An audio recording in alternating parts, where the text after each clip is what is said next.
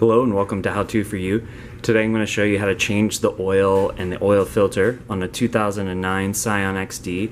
This will work for any of these years of this generation, and if you just want to go and follow these simple steps in order to do it. So the first thing we want to do is we want to jack up the car, and if you go below each of the front sides here, there are some jack points that you want to keep out for. So basically underneath here, this is where you can put your jack stands right here. And then actually if you look just a little bit below, you can actually jack it up as well from this metal structure here. That'll hold in terms of the jack point. And then you want to just put your jacks underneath and then you're good to get started. So now that we have our jacks jacked safely and properly on each side, we want to crawl underneath here. And we want to just look right up underneath into this oil reservoir here. And we want to loosen this, I believe it's a 14mm bolt, and drain out the oil. So now we're just going to take our 14mm socket and we're just going to turn it and loosen it here. And we're going to just drain out all that oil.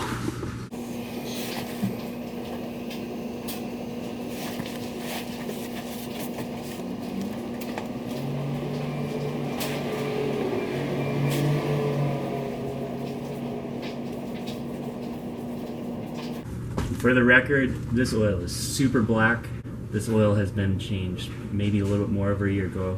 I always recommend you change your oil at least once a year or every 5,000 miles. So once that's now dripping out and it's just about drained, you want to wipe it down. And don't forget, we do want to put a new gasket. This one didn't seem to have a gasket on it. Make sure you're not double gasketing. There's no extra gasket on there. And just put in that drain plug, and I just tighten it down by feel, but if you want to be safe, you could do about the recommended specs of, I bet, 25 foot-pound-feet of torque. So just want to get that nice and snug, like so. Now we're going to do the oil filter right next to it. So with the oil filter, I do want to make a few notes here because these can be a bit of a stinker and a bit tricky. But I would recommend always using an oil filter wrench. I'll put a link in the description for this one that I use because it just fits right on there perfectly. Otherwise, if you're using one that's kind of like a wraparound, those are just so difficult. Another thing is, I'm going to show you in a second, but these plastic original housing pieces, they just end up cracking and breaking. I bought a aftermarket metal one, but I highly advise switching it out because these sometimes can get stuck on there. So I would recommend using a breaker bar and this oil filter housing here. So we're going to do that and get this guy off here in a second. So again, you just want to get that on there. Give it some nice pressure, and these can be really tricky, so I don't have much working room here, but I'm gonna try to get it. Here it goes. And it does look like that one came off, not too bad. But again, you wanna get that wrench as well as the breaker bar because it can be really tricky to get off. So I'm gonna switch back over to my other one now that I got the torque.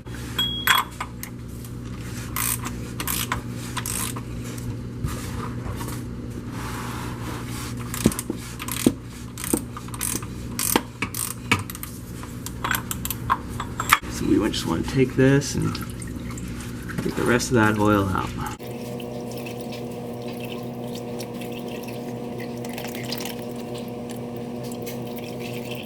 And there it comes. Just let all that drain. So I just wanted to show these here in the sunlight so you can get a little bit better idea, but this is the original one that does come with all these cars. It is plastic. This one didn't chip. Sometimes they can chip here, and then it'll be really difficult and almost not worth it to put on, but this is the exact same one, just metal. So I'm gonna try putting this one on. To me, they look the exact same. I would recommend using a metal one. Again, I can put a link in the description. You just always want to use a metal one, I think, just because it's gonna last over time. It won't get warped. This oil filter housing did come with this cap here at the end. This one just doesn't have an opening at all. I'm just gonna go ahead and be safe, put an O-ring there, and then screw this on as it says to 25 foot-pound-feet of torque. Again, you always want to take a little bit of oil here on your finger and just wipe it around to ensure that anything doesn't get stuck ever. You don't want those seals drying up ever. Just always want to make sure that everything is nice and lubricated. I'm just gonna put this back on here, and I will tighten it later to 25 foot-pound-feet of torque. And then this is the new O-ring as well. So I am gonna take a little bit of oil, and I'm just gonna go around the edge here, just like any oil filter housing. You just wanna go ahead and make sure that it's nice and lubricated.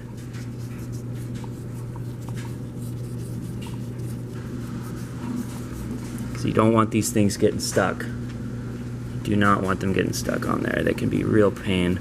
First time I ever changed the oil in this car, I'm pretty sure it had never been changed.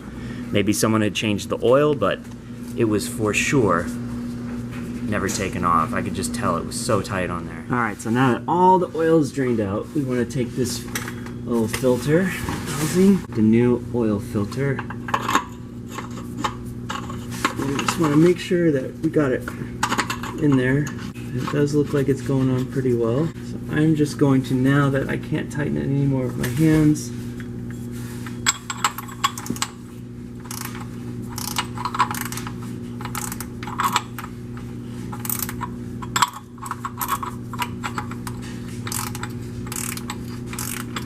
get it with the wrench. And then now that it's all the way in, you do want to torque it. And this is 25 foot-pound-feet of torque.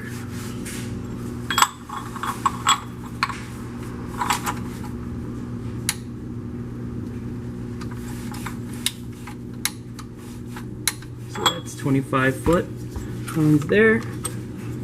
And then I'm also going to do here.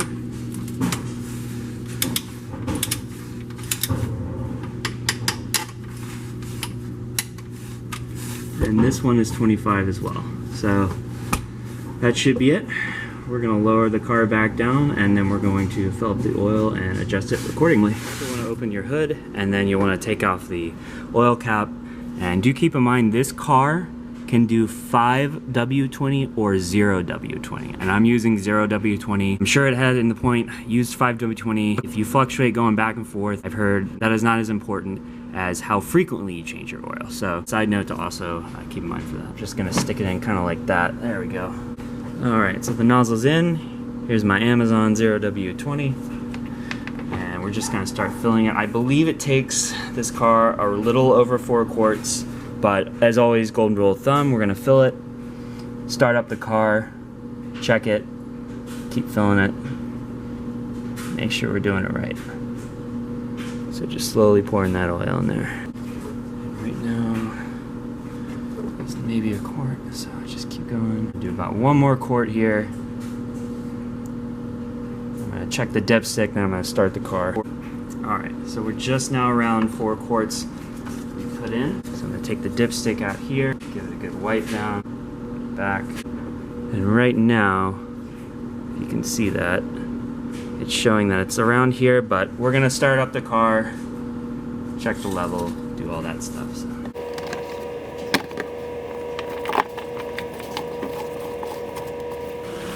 All right, so the car's running. Got about 4 quarts in there, and I'm seeing that it's kind of on the low side still, so we're gonna still need to fill it up a little bit more. You wanna be between those 2 dots, and we're just gonna keep adding a little bit more here. It's around 4.5 quarts, so. See how that does. Yeah, so we're pretty good here. We've got just around the high side, give or take. You don't want to do the whole 5 quarts, but that should be good. You just put your cap back on, put in your dipstick, and there you go. It's as easy as that. That's how to change the oil on a 2009 Scion XD.